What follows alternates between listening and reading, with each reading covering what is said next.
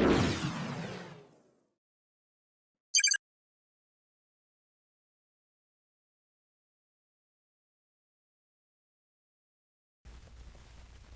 everybody, Jose Rodriguez here. I am still receiving questions about the Pro 1 and refilling it with modified PGI 29 cartridges. Now you have two choices.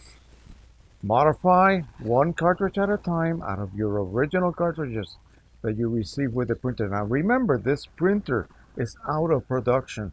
It's no longer being made or produced by Canon, and it's very, very rare to even find one new in box anymore. It's just scarce, but there's many of you who still own this printer and are going the refilling route. Now, there are some things that you need to keep in mind when you choose to do this.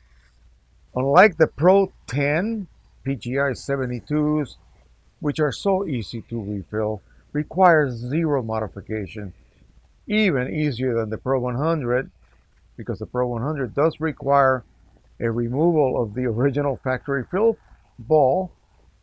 This printer does require a bit of work before you can start using its own original cartridges. Now keep in mind, and please, please, please, if you value the life of your printer, do not fall for these compatible cartridges being sold from that big giant country in the East, okay? Be very careful with those. I don't know about now, but early on the chips were producing fatal errors on your printer, okay? B500, Bravo 500, not the B200 that has to do with the printhead. B500 would lock up your printer, and these cartridges are extremely cheaply produced, and they are not the same as your original cartridges. Take your original cartridge. It is reaching empty. Now, unlike a Pro 10 or a Pro 100, that you can't really remove a cartridge from the carrier, the printhead carriage that is, and just take hours, modifying it and refilling it and then putting it back in. You can't afford to do that, but the Pro 1 will forgive you. You can unlock the cartridge door, remove the cartridge, leave it open, okay? You have to remove the chip. Now, there's a process to do this. If you want to do it correctly, I have videos. Go back to my PGI 29 playlist and take a look at the process. I shot it close up so you know exactly what you need to do. Now, one thing that you absolutely need to do, because the replacement chips simply do not fit the original compartment right here. See that little slot in the middle? The back of the new chip that you will be using has a big globule of black resin. It will not fit there. The original OEM chips, which are not meant to be reused, do not have that rear electronic section covered with resin. It's bare, so it does fit flat, but not the single-use Chinese chips that you're going to receive from companies such as Precision Colors or others who are selling them. You can get these through many sources overseas. Now, in order to make that chip fit, you have to carve out a little circular space, a little negative space, if you will, to allow that globule of resin. I don't have a chip with me here to show you, but maybe I can take this one off.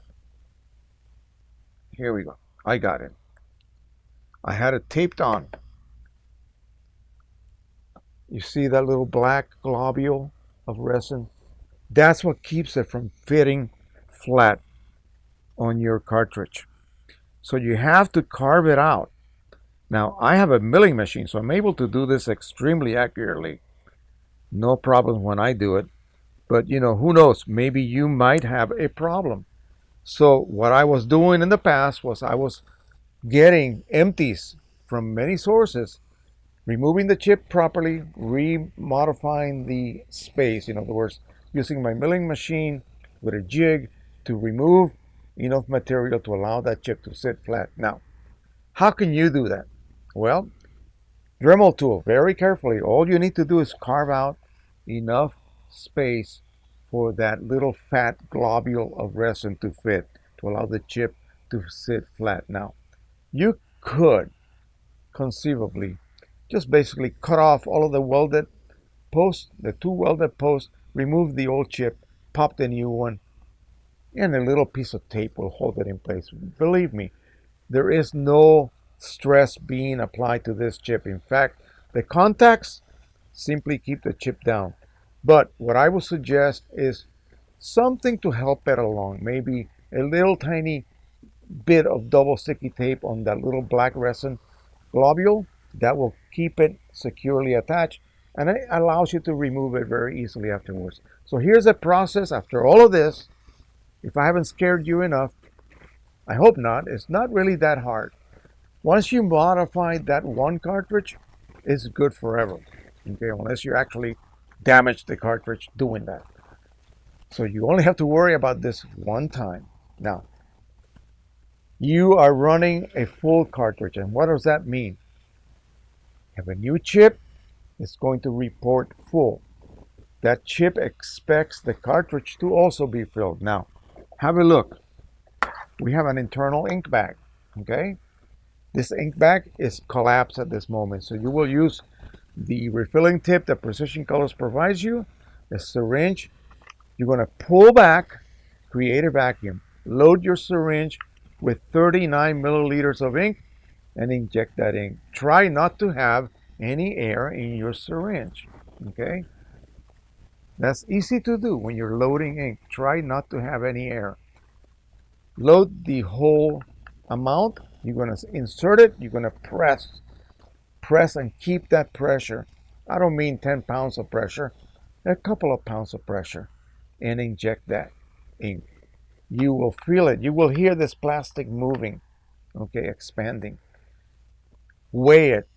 It should weigh 84 grams full with the chip installed.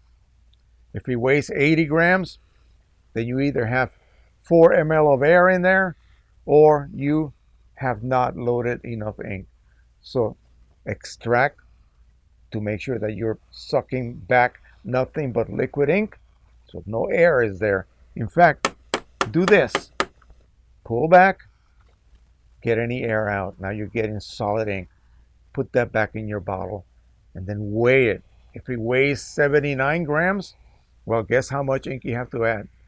About 5 ml. An ml of ink weighs about a gram, give or take. It depends on the density of each liquid that you're working with. So 79 grams of total weight, that means you have to add 5 grams of ink. In other words, close to 5 ml. Inject that, weigh it again, 84.2, that's fine. Don't worry about it. Remove it, syringe and tip, insert it into your printer.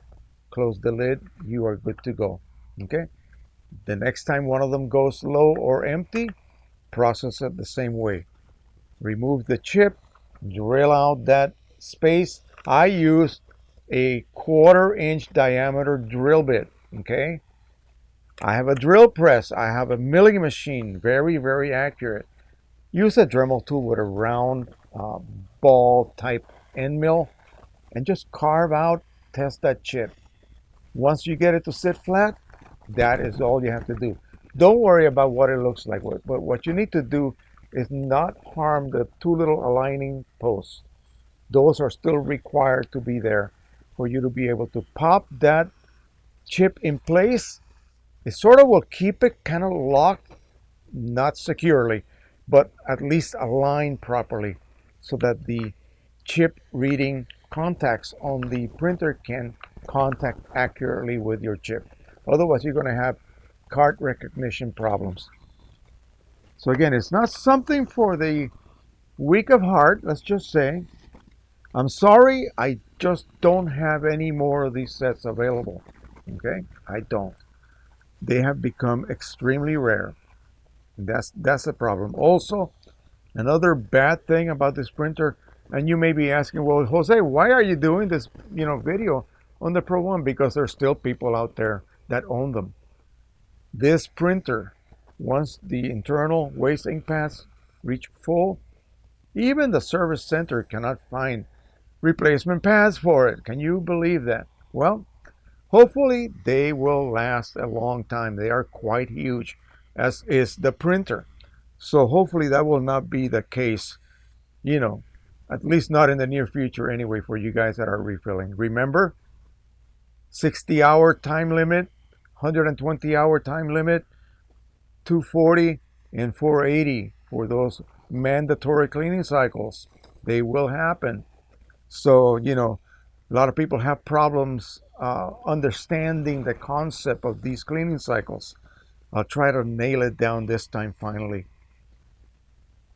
I will print something today and it is preceded by a cleaning cycle. So whatever time that was today, the new timer begins counting until the next time I print something and it has exceeded 60 hours. I could be printing every hour on the hour, but once I hit 60 hours worth of time between the very last clean cycle I produced and now, say 60 hours on the dot or 61 hours, and I've been printing like a mad dog before that, it's still going to produce a clean cycle. Okay, that's what happens. Now I could just not print, and maybe 120 hours later I'll print. It will produce a clean cycle, and then it starts all over again. Once you exceed 60 hours and anything beyond that, it will run a clean cycle and progressively larger cleaning cycle. It has to do that. Unfortunately, there's nothing we could do about it. Okay. I have a feeling that this wasn't one of Canon's greatest creations, if you will. This thing is a killer of a printer, but it has the same problems. It has the same type of maintenance requirements that the Canon Pro one also did.